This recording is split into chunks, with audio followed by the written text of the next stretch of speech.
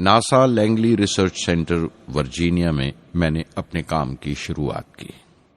بعد میں گودارڈ space flight centre میری لینڈ چلا گیا. میں اپنا امپریشنز امریکنز کے بارے میں بینجامن فرینکلن کے اس جملے سے بیان کر سکتا ہوں: جن باتوں سے تکلیف ہوتی ہے ان سے تعلیم بھی ملتی ہے.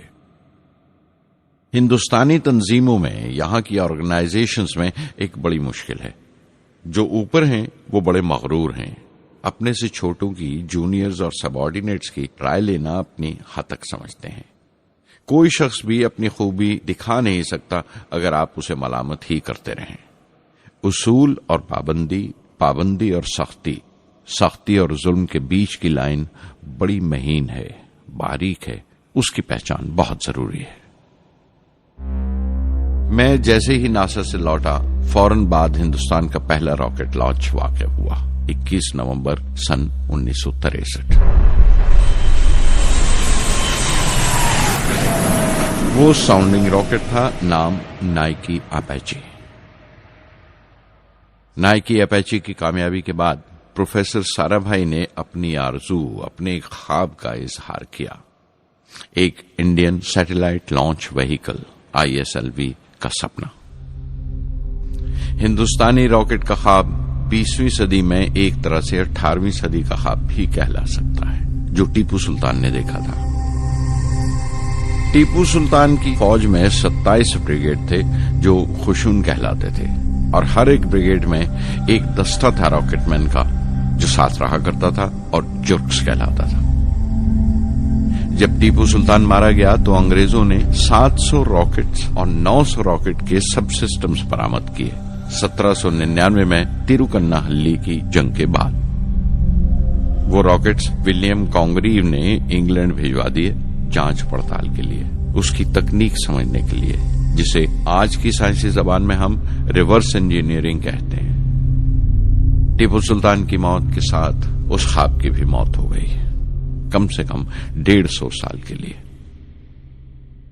پنڈت جواہر لال نہرو کی بدولت وہ راکٹری کا خواب ایک بار پھر ہندوستان میں زندہ ہوا.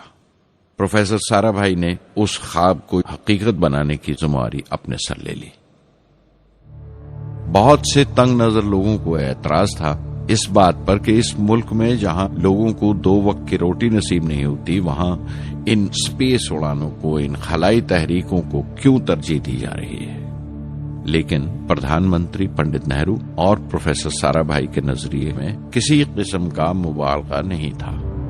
ان کے نظریے بالکل صاف تھے کہ اگر دنیا کے ملکوں میں اور دنیا کے مسئلوں میں کوئی حصہ لینا ہے، شرکت کرنی ہے، ہندوستان کو کوئی حیثیت حاصل کرنی ہے، تو سائنس اور ٹیکنالوجی کی ترقی اور خود مختاری، سیلف ریلائنس اشد ضروری ہے. اور ان کا مقصد طاقت کا مظاہرہ ہرگز نہیں تھا. سہج پکے سو میٹھا ہوئے. تھمبا میں 2 راکٹ سہج پکے مگر کامیاب ہوئے، ایک روہنی، دوسرا مینیکا. اگلا سال لگا ہی تھا جب پروفیسر سارا بھائی نے مجھے دہلی بلا بھیجا. ایک میٹنگ تھی اور میٹنگ میں گروپ کیپٹن VS نارائنن سے میرا تعارف کرایا گیا جو ایئر ہیڈ کوارٹرز سے تھے. پروفیسر سارا بھائی نے ریٹو تیار کرنے کا ارادہ ظاہر کیا، rocket assisted take of system, ایک ملٹری ایئر کرافٹ جو راکٹ کی مدد سے اڑایا جا سکے بڑی چھوٹی سی جگہ میں. شام تک یہ خبر بھی عام ہو گئی کہ ہندوستان ایک خود ساختہ ملٹری ایئر کرافٹ تیار کر رہا ہے اور میں اس پروجیکٹ کا مختار ہوں، ذمہ دار ہوں. میں کئی طرح کے جذبات سے بھر گیا، خوش بھی تھا، شکر گزار بھی، خوش قسمت بھی، اور ایک احساس ہوا تکمیل کا، فلفلمنٹ کا. 19ویں صدی کے ایک شاعر کی یہ سطریں بہت یاد آئیں: ہر دن کے لیے تیار رہو، ہر دن کو ایک طرح ہی ملو، جب اوکھلی ہو برداشت کرو، جب دستہ ہو تو وار کرو. ریٹو پہ کام کرتے ہوئے 2 اہم واقعات ہوئے. پہلا تو یہ تھا کہ اپنے دیش میں پہلی بار اسپیس ریسرچ کا 10 سالہ پروگرام تیار ہوا جس کے آتھر تھے پروفیسر سارا بھائی. میرے لیے وہ ایک ایسا رومانی مینیفیسٹو تھا جیسے اسپیس سے عشق کرنے والے کسی شاعر کی رومانی نظم ہو، جیسے کوئی اپنے دیش کے آسمان سے عشق کرنے لگا ہو۔ اور دوسرا واقعہ منسٹری آف ڈیفنس میں میسائل پینل کا تیار ہونا۔ نارائنن اور میں، ہم دونوں اس پینل کے ممبر تھے۔ اس وقت تک بھوش کی آنے والی SLV سیٹلائٹ لانچ وہیکل کا ناک نقشہ بھی تیار ہو چکا تھا۔ پروفیسر سارا بھائی اپنے دیرینہ خواب کو تعبیر دینے کے لیے کچھ اور ساتھیوں کا چناؤ کر چکے تھے۔ میں خود کو خوش قسمت سمجھتا ہوں کہ مجھے اس پروجیکٹ کا لیڈر چنا گیا۔ اس پر پروفیسر سارا بھائی نے مجھے ایک اور ذمہ داری بھی سونپی کہ لانچ کی چوتھی سٹیج میں ہی ڈیزائن کروں۔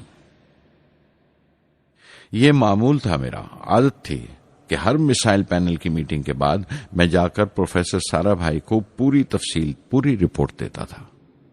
دہلی میں ایسی ہی ایک میٹنگ کے بعد 23 دسمبر 1971 کو میں تریویندرم لوٹ رہا تھا، اور اس دن پروفیسر سارا بھائی تھمبا میں SLV کا معائنہ کرنے گئے ہوئے تھے۔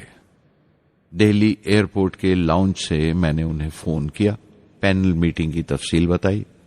پروفیسر سارا بھائی نے مجھے کہا کہ میں تریویندرم ایئرپورٹ پر ان کا انتظار کروں۔ میں جب تریویندرم پہنچا تو فضا میں ایک ماتم بچھا ہوا تھا۔ مجھے خبر دی گئی کہ پروفیسر سارا بھائی نہیں رہے۔ چند گھنٹے پہلے دل کا دورہ پڑنے سے ان کا انتقال ہو گیا۔ میں تھرا کے رہ گیا۔ چند گھنٹے پہلے ہی تو میں نے ان سے بات کی تھی۔ میرے لیے وہ بہت بڑا صدمہ تھا۔ پروفیسر سارا بھائی میری نظر میں انڈین سائنس کے راشٹر پتا ہیں، جیسے راشٹر کے پتا مہاتما گاندھی ہیں۔ انہوں نے اپنی ٹیم سے رہنما پیدا کیے اور خود اپنے عمل سے ان کے لیے مثال ثابت ہوئے۔